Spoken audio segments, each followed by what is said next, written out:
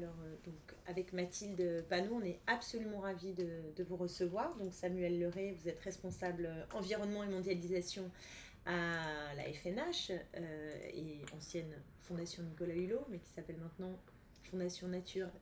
Pour la nature et l'homme. Merci pour la nature et l'homme, parfait. Et donc on est ravis de vous recevoir. Vous êtes le premier à être auditionné cet après-midi dans le cadre de notre travail sur le CETA, puisque nous avons une niche parlementaire le 1er février.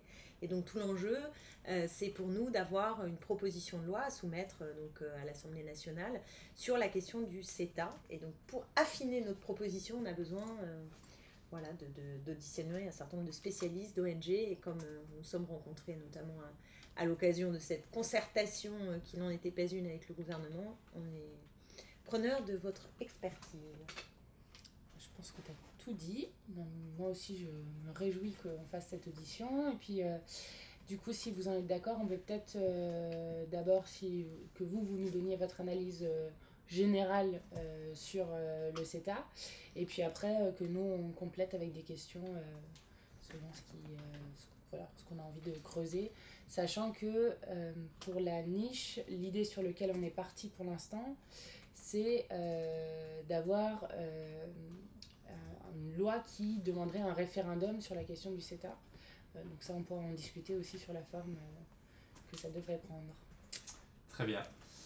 Peut-être pour réexpliquer pourquoi la FNH s'est intéressée au CETA, puisque d'habitude on était plutôt sur des sujets très liés à la biodiversité, à la protection du climat.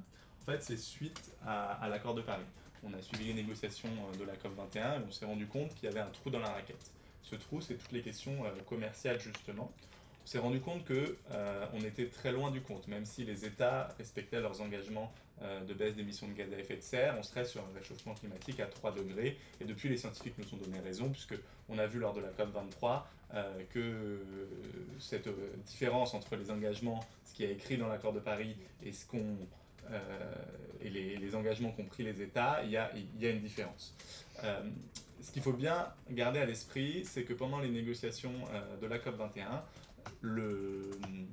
la Commission européenne avait, comme d'autres États, l'obligation, enfin dans ses fiches de négociation, de ne prendre aucune mesure qui pourrait entraver le commerce. Et donc c'est à partir de là que la FNH a commencé à s'intéresser au commerce, puisqu'il est nécessaire aujourd'hui, si on veut mettre en place l'accord de Paris, que toutes les politiques publiques permettent d'accélérer la transition écologique. Peut-être pour rappeler plusieurs choses, la FNH n'est pas opposée à l'Union européenne, d'ailleurs pro-européen, on pense qu'on ne gagnera pas la guerre climatique sans l'Union européenne. La deuxième chose, c'est de dire que nous ne sommes pas opposés au commerce, nous ne sommes pas opposés à la conclusion d'accords de commerce. En revanche, on pense que le commerce doit être un levier pour la transition écologique, alors qu'aujourd'hui c'est un frein. Et donc la question aujourd'hui, c'est comment est-ce qu'on fait pour basculer et se servir du commerce pour en faire un levier pour la transition écologique. Et donc, le CETA, on n'est pas contre la conclusion d'un accord avec le Canada. Par contre, on pense que le CETA est un mauvais accord. Un mauvais accord à tout point de vue. D'abord, un point de vue économique, puisqu'il ne va apporter aucun gain finalement notable, puisque la seule étude économique officielle date de 2008, autant dire le Moyen-Âge en termes d'études économiques, et que depuis, il y a eu une seule étude qui a été faite globale au niveau alternative qui a été faite par l'université de Tufts qui prévoit la destruction de 200 000 emplois dans l'Union européenne, dont 40 000 en France. Donc même d'un point de vue purement économique, les gains de cet accord sont plus que limités. En revanche, d'un point de vue écologique, il y a des gros problèmes. On le sait, au moins, on va en citer au moins 4 qui posent problème pour la transition écologique. Le premier, c'est que le CETA va entraîner une hausse des émissions de gaz à effet de serre. D'abord parce qu'il y a une hausse du volume d'échanges, donc on va augmenter les échanges entre l'Union européenne et le Canada, que mathématiquement ces échanges se font soit par le transport aérien, mais en grande majorité par le transport maritime, et que c'est en augmentant le volume d'échanges, on augmente les émissions de gaz à effet de serre. Il faut bien noter qu'il n'y a rien dans le CETA qui prévoit des modifications sur l'échange, des règles sur l'aérien ou sur le gaz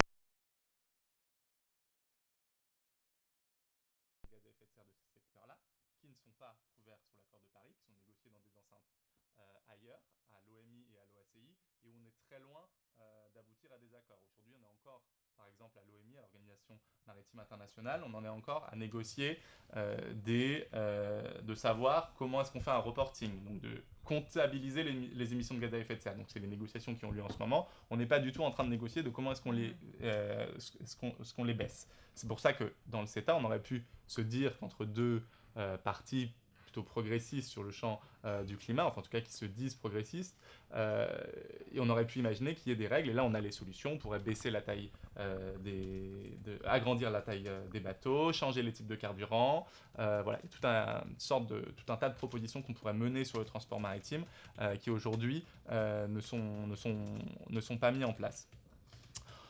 Ensuite, sur les émissions de gaz à effet de serre, elles vont augmenter parce que le Canada est loin d'être un champion climatique, malgré le fait que Justin Trudeau, qui est arrivé, a un peu changé la politique américaine, canadienne, parce qu'il faut rappeler que Stephen Harper, qui était le Premier ministre auparavant, était proche des climato-sceptiques, puisque par exemple, le Canada est le seul État à avoir quitté le protocole de Kyoto. Parce qu'il ne respectait pas ses engagements, il a décidé de quitter le protocole de Kyoto.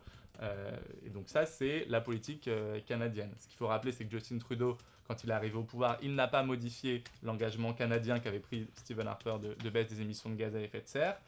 Donc il n'y a pas eu de changement. Et d'ailleurs, il a, sur les pétrole issu des sables bitumineux, il a dit que l'objectif était une augmentation de 55% de l'exploitation de pétrole issu des sables bitumineux d'ici 2030. Donc on est très loin d'être un champion du climat, sachant que ce pétrole ou le gaz de schiste, qui est un peu la même chose, émettent beaucoup plus de gaz à effet de serre que du pétrole conventionnel ou que du gaz conventionnel, et que quand il est produit, c'est bien sûr pas pour la production canadienne, pas pour la consommation canadienne, mais bien pour l'exporter.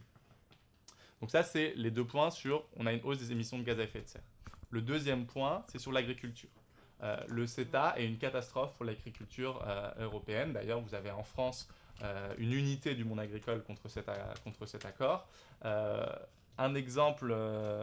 Plusieurs exemples. Le premier, c'est que vous avez 46 molécules chimiques qui sont interdites. Combien 46 molécules chimiques qui sont interdites dans l'Union européenne, qui sont autorisées au Canada. Un exemple qu'on connaît, l'atrazine, qui a été interdite dans l'Union européenne en 2003, est encore autorisée au Canada. Ce qui veut dire, c'est une molécule, un pesticide qui crée des cancers et qui surtout pollue les sols. On en retrouve encore des résidus en Bretagne aujourd'hui, alors que ça a été interdit en 2003. Le problème de ça, c'est que finalement, on met en concurrence deux types d'agriculture, alors que les agriculteurs canadiens ont le droit d'utiliser des produits que ne pourront pas utiliser les agriculteurs européens. Donc, il y a des chances, ils seront moins chers. Et donc, c'est un problème si on veut faire notre transformation agroécologique. Je rappelle que l'agriculture, c'est 25% des émissions de gaz à effet de serre. Donc, c'est une partie du problème climatique, mais c'est aussi une partie de la solution, parce qu'on en a besoin pour pouvoir capter du carbone. Ça, c'est sur la partie agricole, champ des pesticides. On a vu qu'il y avait en ce moment une volonté d'interdire le glyphosate. Le glyphosate n'est absolument pas un débat actuellement au Canada. Et donc, même si on arrivait à l'interdire, les Canadiens ont toujours le droit d'utiliser le glyphosate dans leurs exportations vers l'Union européenne. Donc ça, c'est un premier problème. Le second problème sur l'agriculture, c'est bien sûr sur l'élevage. On a des modèles agricoles qui n'ont absolument pas la même structure. Je m'explique. La taille en moyenne d'un élevage en France, c'est moins de 100 bêtes par structure. Alors qu'au Canada, on va parfois jusqu'à 10 000 têtes de bétail par structure sur la phase de pré-engraissement. Donc, en France, moins de 100 bêtes et plus de 10 000. Au Canada, plus de 10 000. Donc on a vraiment une opposition de structure. Or, vous savez que quand vous avez une agriculture très intensive, comme c'est le cas au Canada, comme c'est le cas de ces élevages, vous émettez énormément de gaz à effet de serre. C'est vraiment un gros problème et c'est sur ça qu'il faut agir. Alors qu'à l'inverse, en France, on a besoin de l'élevage. On a un élevage, c'est un travail qu'on a fait en co-construction avec les éleveurs, avec l'interprofession bovin, Interbev, et d'autres ONG, pour dire que oui, l'élevage pouvait être utile, puisqu'il permettait d'entretenir des prairies qui permettent de capter du carbone. Si on veut capter du carbone, il nous faut des prairies, et le fait d'avoir un élevage avec des bêtes qui peuvent respirer et se balader dans les prairies permet de capter du carbone. Donc ça, ce sont des modèles agricoles qu'on met en concurrence puisqu'on autorise 65 000 tonnes de viande bovine chaque année à entrer sur le territoire. C'est des contingents qui sont aujourd'hui qui sont proposés par l'Union européenne. Et ce que dit le rapport de la commission Schubert, on y reviendra peut-être après, c'est que ça représente jusqu'à 17% du marché européen. D'accord. Donc ça, et ça c'est pas mes chiffres, c'est les chiffres repris par le rapport Schubert commandé par le gouvernement. Donc il y a vraiment un réel enjeu de savoir quelle agriculture on veut, et globalement, puisque le CETA n'est que le premier accord d'une longue liste qui arrive, notamment le prochain accord qui pourrait être annoncé dès la semaine prochaine sur l'interministériel à Buenos Aires, interministériel OMC, c'est l'accord avec le Mercosur, où là on a encore des problèmes encore plus problématiques sur ce sujet-là. Dernier point qui pose problème, c'est que le Canada n'a pas de règles sur le bien-être animal. Nous, on a des règles de bien-être animal. Elles sont encore insuffisantes aujourd'hui, mais au moins on en a. Le Canada n'en a pas. Et donc on met encore une fois en opposition des agricultures qui n'ont pas les mêmes règles. Donc il y a un vrai enjeu là-dessus. Le troisième point, c'est bien évidemment les tribunaux d'arbitrage. On autorise les investisseurs présents au Canada, donc pas uniquement les investisseurs canadiens. 80% des investisseurs américains, par exemple, qui sont présents dans l'Union européenne, ont une filiale au Canada, donc pourront utiliser leur filiale pour pouvoir poursuivre un État qui prendrait une mesure qui va dans l'intérêt général. Et donc, ça nous pose un problème, puisqu'on peut le voir que ces tribunaux d'arbitrage empêchent parfois les États de légiférer sur des sujets parce qu'ils ont peur d'être attaqués. Encore une fois, l'idée n'est pas de dire qu'un investisseur n'a aucun droit. Le droit des investisseurs est garanti dans l'Union européenne, et on peut s'en réjouir. On peut estimer qu'effectivement quelqu'un qui investit quelque part a le droit d'être dédommagé. La question là sur quoi on est fondamentalement opposé, c'est qu'on donne des droits supplémentaires aux investisseurs étrangers, qui plus est, aux investisseurs présents au Canada, de pouvoir récupérer des dédommagements.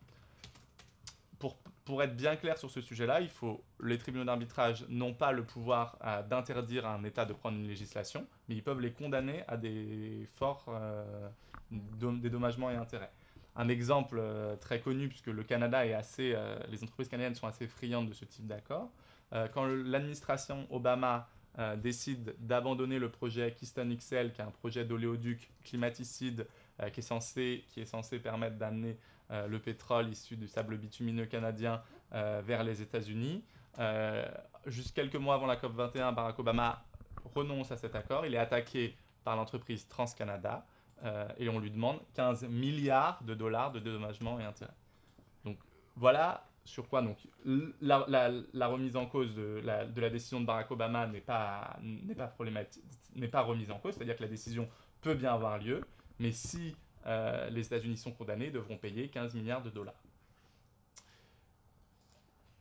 Tout a changé puisque Donald Trump est arrivé et que du coup il a validé ce projet, donc le gouvernement américain n'est plus attaqué, mais voilà ce type de mesures et voilà à quoi on se risque. Par exemple, typiquement, la loi Hulot, qui est une loi qui va dans le bon sens, on pourrait se dire, si jamais le CETA était déjà en vigueur, on pourrait voir des entreprises européennes ou canadiennes attaquer le gouvernement français pour avoir pris une telle décision, lui demander des dédommagements. Donc ça, c'est un problème. Le quatrième point, c'est la question de la coopération réglementaire. Ce qu'il faut bien comprendre, d'ailleurs j'aurais peut-être dû commencer par là, c'est que le CETA est un accord de nouvelle génération. Quand on parle d'un accord de nouvelle génération, c'est que l'objectif n'est plus de simplement baisser les droits de douane comme c'était le cas auparavant, parce que les droits de douane sont déjà très bas. Ils sont de l'ordre de 4% aujourd'hui, mis à part sur l'agriculture, mais si on exclut l'agriculture, ils sont déjà très bas, donc ce n'est pas le grand enjeu. L'objectif de ces accords de nouvelle génération, c'est d'uniformiser les normes. On peut se dire que quand on parle de la taille d'un clignotant d'une voiture, eh bien, effectivement, que les tailles et que les règles ne soient pas les mêmes de l'Union européenne côté Union européenne et Canada, on pourrait se dire que effectivement, c'est un peu bête et qu'il faudrait les uniformiser si la sécurité est la même. Ça, on est d'accord. Mais quand on parle d'agriculture, quand on parle d'OGM, quand on parle d'autorisation de produits chimiques, là, les choses sont différentes, puisqu'on a fait des choix de société qui sont différents. Je vais prendre un exemple, les OGM. Les OGM, c'est une décision, un choix de société que nous avons fait. 80% des Français sont opposés à l'autorisation d'OGM. On a en France l'interdiction de pouvoir produire des OGM. Le Canada, c'est 50% de leur territoire et en gros des OGM. Bon, c'est des choix de société qu'on a fait, mais l'un, si vous lisez le rapport canadien qui a été donné à la Chambre des communes, il dit que l'un des grands enjeux du CETA, c'est justement de pouvoir uniformiser ou en tout cas autoriser de nouveaux produits OGM, une biotechnologie, sur ce sujet-là, puisqu'il y a un dialogue spécifique sur les biotechnologies. Qui a fait ce rapport? C'est le rapport pour la Chambre des communes canadienne, donc l'équivalent de l'Assemblée nationale, qui est cité dans le rapport de la commission Schubert en 2014. Donc on voit bien que là, il y a des enjeux économiques importants et que il se pose des problèmes également de démocratie, puisque on a parlé des 65 000 tonnes de viande bovine, mais ce qu'il faut savoir, c'est qu'il y a un comité, parce qu'il y a un ensemble de comités qui sont censés discuter pour faire des propositions d'uniformisation. Il y en a un spécifique qui a un pouvoir très important, puisqu'il peut changer les annexes du texte. Dans les annexes du texte, vous avez les contingents de viande. Donc par exemple, les contingents de viande, si jamais l'Union européenne se mettait d'accord avec le Canada, on pourrait avoir une hausse des contingents de viande, alors que déjà ils sont très élevés, sans repasser bien évidemment devant les parlements. Voilà sur les problèmes environnementaux. Après, il faut rappeler plusieurs choses. C'est que le CETA, c'est le premier d'une longue liste. Il y en a une vingtaine actuellement en cours de négociation et 2 qui sont quasiment finalisés. C'est un accord avec le Mercosur et un accord avec le Japon qui s'appelle le GEFTA. Ces accords-là, j'imagine que vous... Et celui avec le Mercosur, il a un nom? Non, il n'a pas de nom. Il n'a pas de nom, c'est pour ça, ouais, parce que je sais pas pourquoi. Le GEFTA, ça, on l'a, celui-là, ok. Je ne sais pas pourquoi, mais il n'a pas de nom. Les enjeux sont différents. En tout cas, à chaque fois, ce qu'on reconnaît, c'est qu'il y a zéro transparence. C'est-à-dire que vous, en tant que parlementaire national, moi, en tant qu'ONG, je n'ai pas accès au texte, je ne peux pas avoir un avis, je ne peux pas organiser un débat national, puisque je n'ai absolument pas accès au texte, puisque toutes ces négociations, comme ça a été le cas sur le CETA, se font sans aucune transparence, et les citoyens ne peuvent pas y avoir accès. Ça pose plusieurs problèmes. Parce que l'un des grands débats, c'est de se dire, finalement, c'est une compétence européenne, pourquoi est-ce qu'on repasse devant les parlements? Nous, on n'a pas d'opposition à se dire que le Parlement n'est pas moins démocratique que l'Assemblée nationale. En revanche, on ne peut pas valider un texte sur lequel il n'y a pas eu de débat national. Et le fait d'avoir zéro transparence ne permet pas d'avoir des débats, que les parlementaires puissent faire des inputs, que ce soit au niveau européen ou au niveau national. En gardant la mixité, aujourd'hui, ce qu'on peut avoir, c'est un débat national.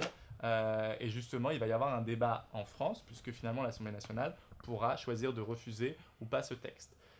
Mais là, et ce qui est très important sur le CETA, et c'est pour ça qu'on est nous aussi engagés, c'est que c'est peut-être la dernière fois que ça se pose, puisque la Commission européenne a décidé de splitter la partie investissement et la partie commerciale des accords. Comme la partie commerciale est une compétence exclusive de l'Union européenne, elle sera présentée toute seule au Parlement européen, sans que l'Assemblée nationale et sans que le Sénat puissent s'y référer. Donc ils ont séparé la partie investissement qui faisait qu'un accord de commerce que le CETA était mixte du reste de l'accord. Et c'est là où ça pose un énorme problème de transparence, puisqu'aujourd'hui on n'aura plus de débat, et c'est sur le CETA, c'est le premier accord de nouvelle génération, mais c'est aussi peut-être le dernier sur lequel les parlementaires auront un avis et où la France pourra réellement s'opposer à cet accord. Comment est-ce que vous voulez qu'on... Le fait qu'il s'applique, alors sans que, du coup à 90%, sans que ça soit... Oui, j'aurais pu rappeler les étapes. 90% de l'accord est entré en vigueur le 21 septembre. C'est une procédure qui existe dans les traités de l'Union européenne, mais qui pose un réel problème démocratique, puisque du coup l'Assemblée nationale et le Sénat se prononceront sur un accord déjà entré en vigueur. Mais si jamais finalement l'Assemblée nationale et le Sénat, la France, dit non, on n'est pas sûr des conséquences, puisque est-ce que c'est la totalité de l'accord qui tombera? Est-ce que ce sera finalement que les 10% où il y a les tribunaux d'arbitrage qui n'entreront jamais en vigueur, mais l'accord... Qu'est-ce qu'il y a d'autre Pardon, excuse-moi, mais dans les... Excusez-moi. Dans les 10% restants, il y a les tribunaux d'arbitrage et il y a quoi d'autre? Il y a les tribunaux d'arbitrage et il y a tout ce qui concerne les investissements de portefeuille. Les investissements de portefeuille, c'est tout ce qu'on appelle des investissements qui ne sont pas longue durée. En gros, vous achetez des parts dans une entreprise, vous les revendez directement. Donc c'est sur ces parties-là qui sont jugées comme compétences mixtes, donc à la fois Union européenne et à la fois États membres, alors que tout le reste de l'accord est uniquement de la compétence de l'Union européenne. Et donc, il y a plusieurs choses peut-être à rappeler. D'abord, la CJUE a été saisie par la Belgique, mais elle a été saisie uniquement sur la partie tribunaux d'arbitrage, pas sur la totalité de l'accord. D'accord. Alors que le Conseil constitutionnel avait été saisi par 110 députés de la mandature précédente.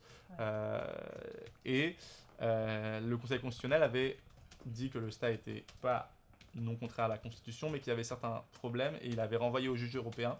Et la France, pour le moment, a refusé de s'associer à la Belgique sur la saisine de la CJUE. Et pourquoi? Ça, il faudra leur demander. C'est un argument fort, ça. Un autre... donc voilà, donc c'est de dire... On pourrait leur demander en commission, un jour on les voit quand même. Ouais, s'ils répondent, quoi. Oui, c'est vrai qu'il y a toutes les questions auxquelles ils ne répondent pas. Nombreuses. Oui. Il y a un autre... Notamment la question sur laquelle je crois que vous n'avez pas plus de réponses que nous, mais... Sur la compétence, les conséquences d'un vote négatif. Si la France disait non, qu'est-ce qui se passe, quoi? La France ou un autre État membre, ce qui est sûr, c'est ce que dit le texte, ce que dit la décision, c'est que l'accord est censé tomber en fonction des dispositions en vigueur de l'Union européenne. Et c'est encore une fois, le diable se cache dans les détails, puisque les dispositions en vigueur de l'Union européenne, c'est qu'il faut l'unanimité, donc que la totalité des États votent pour une sortie du CETA. Donc si vous n'avez pas la totalité, donc les 28 ou les 27 États de l'Union européenne qui ne votent pas la sortie de l'Union européenne, la sortie du CETA, on restera dans le CETA restera en vigueur de manière provisoire. On a déjà eu le cas sur un accord avec l'Ukraine, qui est un accord de coopération. Vous avez eu un référendum aux Pays-Bas, un référendum suite à une initiative populaire, qui a dit qu'il y avait un refus de la signature de cet accord. Mais aujourd'hui, l'accord de coopération entre l'Ukraine et l'Union européenne est toujours en vigueur de manière provisoire, mais il est toujours en vigueur. Hop, je finis juste de noter ça. Mais du coup, ça veut dire que même si le gouvernement français faisait une communication officielle en disant si le Parlement français vote non, l'accord tomberait en totalité, ça suffirait pas. En fait, il faut que ça soit directement un engagement au niveau de l'Union européenne, en fait. Il faut que la Commission européenne s'engage à prendre et que il faut que le Conseil, en fait, parce que la Commission européenne pour le coup n'aura pas forcément son rôle à jouer là-dessus, mais il faut que le Conseil, il faut que la France demande au Conseil de l'Union européenne de s'engager si un Parlement dit non, que l'accord tombe automatiquement. Et la totalité de l'accord et pas seulement les tribunaux d'arbitrage. Parce que oui, pas les 10%. Oui, c'est ça. Que ce soit bien sur l'ensemble du sur traité. Quoi, pour l'instant, toi, tu avais demandé à qui, pour l'instant, du gouvernement? Nous, ceux que on a vus à la Commission des Affaires étrangères, c'était Brune Poirson et Lemoine, donc les deux. Et ils répondent pas tellement là-dessus, en fait. Ils disent que le Parlement va être saisi, mais à la question si le Parlement dit non, qu'est-ce qui se passe? Jamais eu de réponse. Mais il faut que je regarde, il faut que je titille un peu le cabinet du lot dessus. Parce que normalement, sa directrice de cabinet avait dit je vais chercher là-dessus, je vais me renseigner et je vais revenir vers vous. Donc, La France, historiquement, a toujours dit que l'accord tomberait dans sa totalité et la Commission européenne a toujours dit qu'on verrait dans les faits ce qui se passerait. Donc nous, ce qu'on demande, c'est un accord politique et que le Conseil se prononce en disant que si un Parlement, quel qu'il soit, s'oppose au CETA, l'accord tombe automatiquement. Tombe pour le pays concerné? Non, pour toute l'Union européenne. Ok. Oui, ça me va bien, mais ça paraît difficile. Moi, il y a quelques exemples que j'avais pas, notamment l'oléoduc, là, parce que moi, je les avais interrogés, je les avais mis en cause sur Philippe Maurice, qui était un autre exemple. Donc, il m'avait dit, mais Philippe Maurice a perdu, c'était assez rigolo comme échange, puisqu'il disait Philippe Maurice a perdu en Australie, et on avait regardé qu'en revanche, ils ont gagné au Togo. Alors, sur le cas Philippe Maurice n'a jamais gagné ses tribunaux d'arbitrage. Par contre, ils s'en servent comme un système de lobby sur le Togo. Ce qui s'est passé, c'est qu'ils ont menacé d'attaquer le Togo qui parlait de mettre en place une politique de paquet neutre. Donc ils l'ont menacé d'attaquer et sous la menace, le Togo a reculé et n'a pas mis en place sa politique. Ce qui revient même, mais ils n'ont pas gagné devant les tribunaux. Juste pour aller un peu plus en précision sur cette question des tribunaux d'arbitrage, parce que effectivement, il y a le cas Philippe Maurice. Moi, j'aime bien citer le cas de l'Égypte aussi, avec Veolia, lorsqu'ils avaient augmenté le SMIC, qui s'était fait attaquer.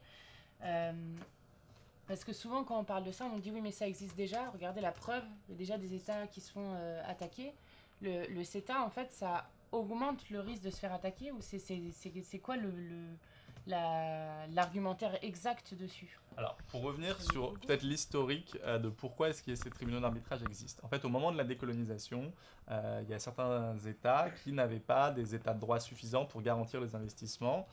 Et donc, pour faciliter les investissements, ce qui a été les États du Nord et les États du Sud finalement se sont mis d'accord pour dire on pourra utiliser des tribunaux d'arbitrage pour éviter les cas d'expropriation, c'est-à-dire d'une nationalisation de tous les investissements étrangers, par exemple, qui étaient craints par certains investisseurs.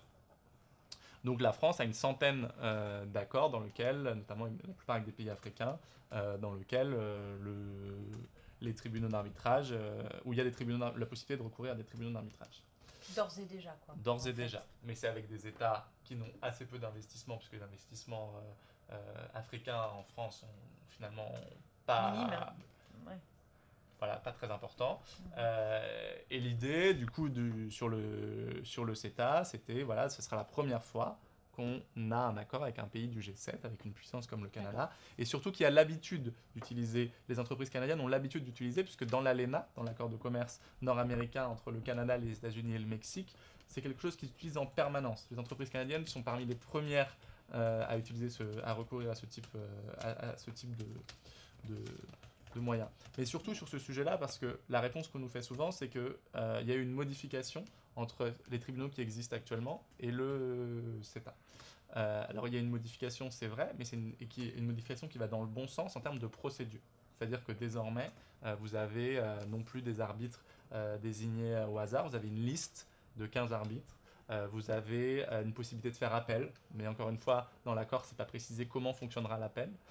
Donc c'est une des questions que vous allez peut-être devoir vous prononcer sur un accord, ce qu'a fait le Parlement européen sans savoir quelles seront les modalités d'appel. Pour le moment, il y a juste écrit il y aura un appel, mais ce n'est pas expliqué comment cela va se dérouler. Mais par contre, nous, ce qu'on demandait, c'était de dire il faut une réforme du droit commercial, parce que le vrai problème de ce sujet-là, c'est que le droit commercial est supérieur au droit environnemental, au droit social international, et c'est ça qui pose problème. Et c'est que tant qu'on n'aura pas changé les règles de droit, par exemple, un des principes, et je suis désolé, je vais être un petit peu technique, mais c'est le traitement juste et équitable, qui est un droit commercial qui permet tous les abus possibles, et donc ça pose problème. Ce qu'on voit souvent dans les cas, c'est que les investisseurs sont dédommagés non seulement sur l'investissement qu'ils ont utilisé, ça encore on pourrait le comprendre, mais aussi sur les gains qu'ils espéraient.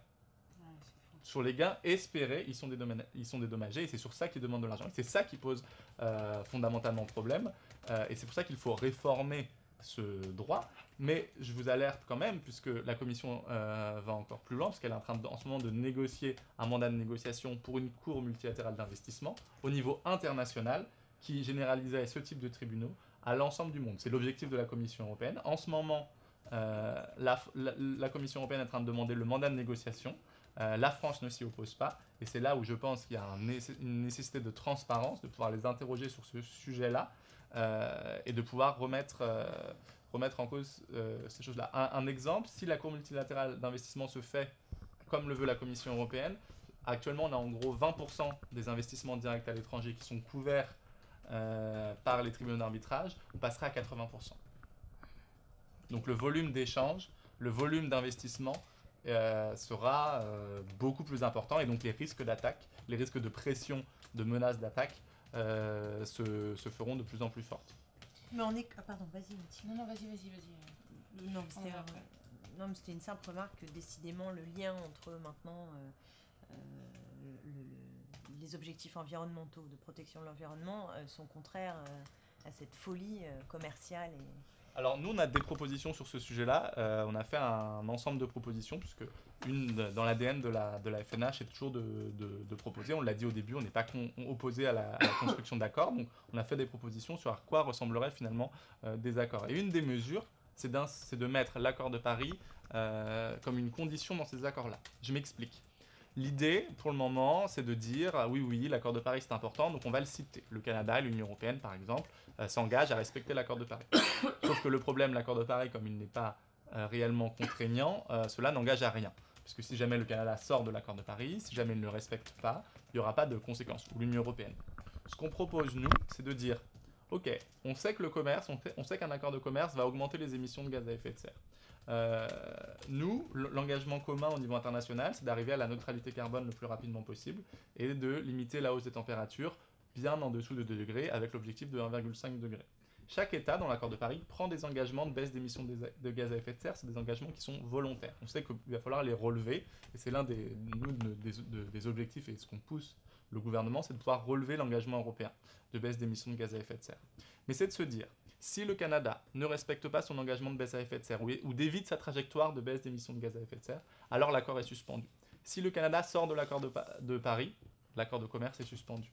Si le Canada ne respecte pas ses engagements de financement, de solidarité climatique avec les pays du Sud, les engagements qu'ils ont pris de financement, alors le CETA est suspendu. Je pense que c'est une règle claire qui a plusieurs avantages. C'est que d'abord, le monde économique aura intérêt, parce qu'ils auront vraiment des intérêts économiques, à respecter et à pousser leur État à respecter l'accord de Paris. Et la deuxième chose, c'est que ça contrarie quand même l'idée d'augmenter les échanges. C'est ça que je vois pas. Si on respecte les accords de Paris, et si on se dit que tous les objectifs environnementaux, je dis pas qu'il faut pas d'accords commerciaux, mais du coup, c'est des accords commerciaux sur quoi qui ne génèrent pas... Alors, on pourrait se dire que... Je sais pas si ma question est claire. Si. On pourrait se dire qu'il y a des biens, par exemple, où on peut faciliter les échanges et on peut, par exemple, permettre à certains États de faire leur transition écologique en échangeant des panneaux solaires, des éoliennes, et que le commerce peut accélérer les choses. En revanche, on peut aussi se dire que le commerce peut permettre de taxer les produits néfastes et donc de favoriser les biens propres par rapport aux biens les plus nocifs. Donc, par exemple, de taxer fortement les énergies fossiles et de faciliter les échanges de biens qui ont un intérêt pour l'environnement. Ça, par exemple, ce serait une forme de commerce qui serait utile. Et puis, travailler aussi sur les transports maritimes et aériens, pour qu'ils réduisent leurs émissions de gaz à effet de serre. Ça, c'est des choses qui peuvent être utiles. Et en fait, en mettant l'accord de Paris au cœur comme une contrainte et comme un objectif si c'est pas respecté, l'accord est bloqué, vous rendez l'accord de Paris contraignant, donc vous donnez une force supplémentaire.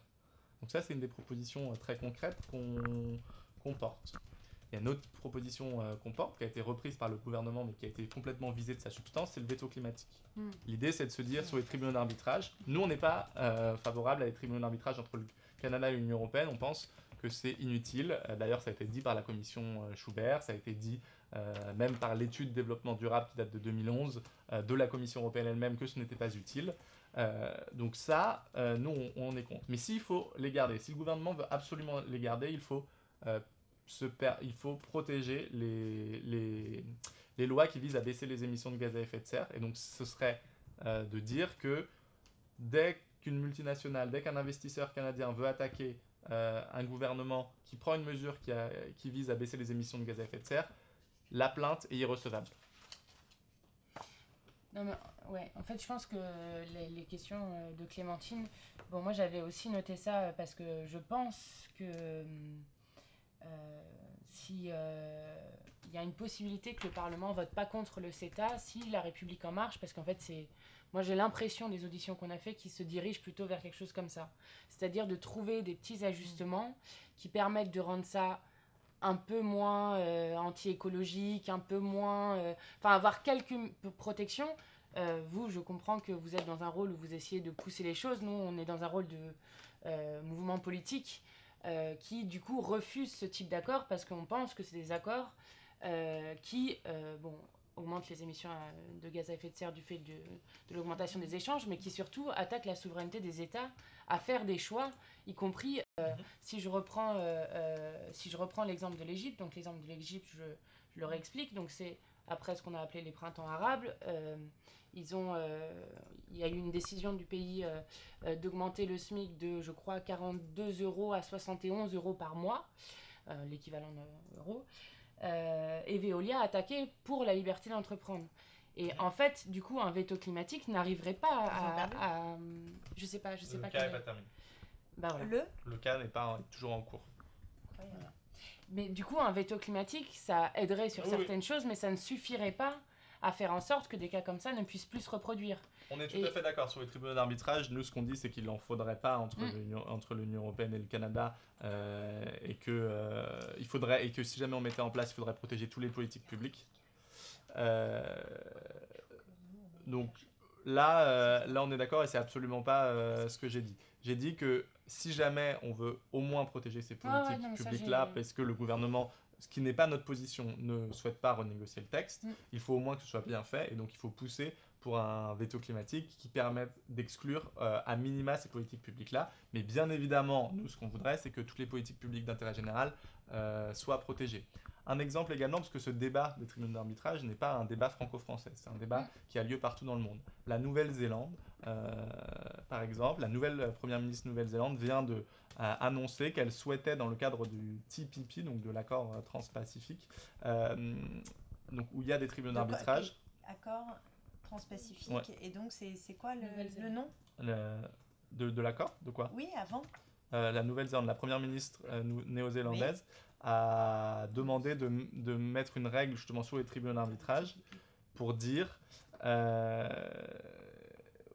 que chaque investisseur qui investirait au-delà de, je crois, de 100 000, l'équivalent de 100 000 $, mais peut-être vérifier le chiffre exact, serait obligé de signer une charte dans laquelle il s'engage à ne pas attaquer la Nouvelle-Zélande devant les tribunaux d'arbitrage et de le faire devant les tribunaux nationaux, puisqu'on est quand même dans un état de droit, s'il le faisait.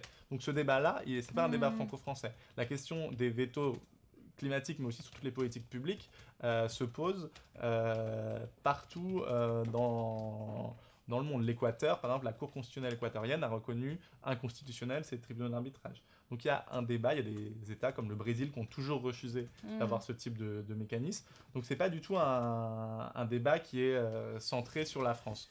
Et je pense que c'est important de l'avoir à l'esprit, qu'il y a des formes de veto. Il y a beaucoup de gens qui réfléchissent à comment est-ce qu'on se débarrasse soit de ce système, soit qu'on l'améliore pour qu'il soit réellement utile. D'autant plus que même quand un État gagne, en fait, du coup ne perd pas contre l'investisseur qui l'attaque. Alors je me rappelle plus du chiffre, c'était un article du Monde Diplo qui mettait en moyenne les frais qu'avait à sortir un État dans le cadre d'une attaque. C'est 8 millions. Voilà, c'est ça. Donc c'est... Ouais, ok. Quel que soit le résultat, quoi. Non, c'est la moyenne d'une plainte, bon, c'est une moyenne et ça ne veut pas forcément dire grand-chose. Ouais. Ce qui est intéressant, c'est de voir sur Philip Morris, Uruguay. Sur Philip Morris, Uruguay, donc l'Uruguay a gagné. Et après avoir été, Philip Morris a été condamné à devoir rembourser une partie des frais, mais comme l'Uruguay avait dépassé les frais, il y a quand même eu plus de 2 millions de dollars aux frais des contribuables uruguayens. Bah c'est clair, parce que pour te défendre, en plus, il faut que tu payes des avocats pour défendre ta possibilité. Ouais, ce que m'a répondu Lemoine à ces questions-là, c'était, vous voyez bien, Philippe Maurice a toujours perdu, donc en fait, ils perdent tout le temps, donc en fait, on se demande pourquoi on fait les tribunaux d'ailleurs, parce qu'on n'avait rien à craindre, parce qu'ils perdaient. Du coup, cet argument, il est assez fort là-dedans aussi. Parce un État ne gagne jamais devant un tribunal d'arbitrage. C'est toujours... Même quand il gagne, au final... il a perdu de l'argent. Il faut voir les statistiques, c'est que dans un tiers des cas, l'État perd, dans un tiers des cas, l'État gagne, et dans le tiers qui reste, ils se mettent d'accord et il y a un accord à l'amiable non transparent. Ou ils renoncent à appliquer une politique comme au Togo. Oui, ils renoncent à... Voilà, c'est dans ce cas-là où il y a des accords à l'amiable qui se font... C'est quand même la grande jungle, hein. C'est effrayant. Hein. Mais il y a des attaques sur le nucléaire. Par exemple, l'Allemagne qui décide de sortir du nucléaire est poursuivie par Vattenfall. On lui demande 4,7 milliards d'euros de dédommagement. Mais le cas Vattenfall, ce n'est pas le premier, puisqu'il y avait eu un cas précédemment sur les centrales à charbon, où la ville d'Hambourg avait été poursuivie. Et au final...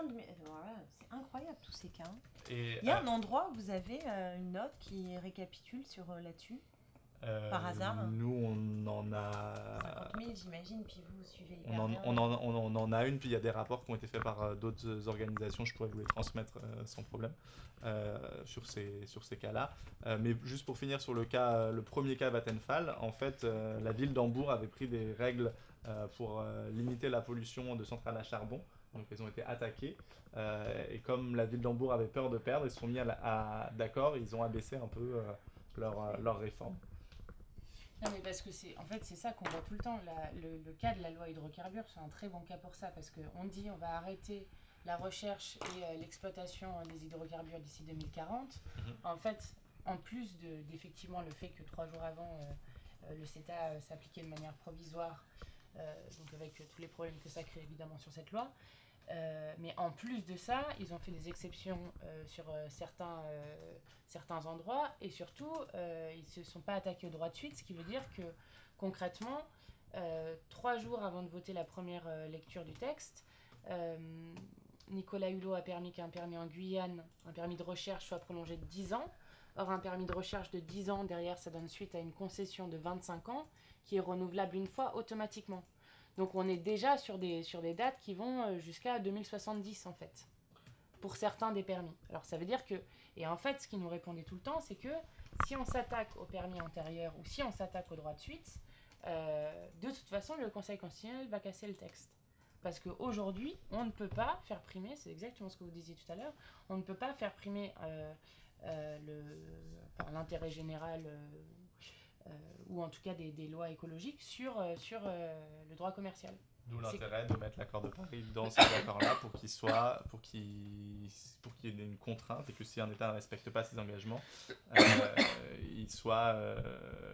les accords de commerce tombent ou les règles, donc ça donne un vrai effet de levier.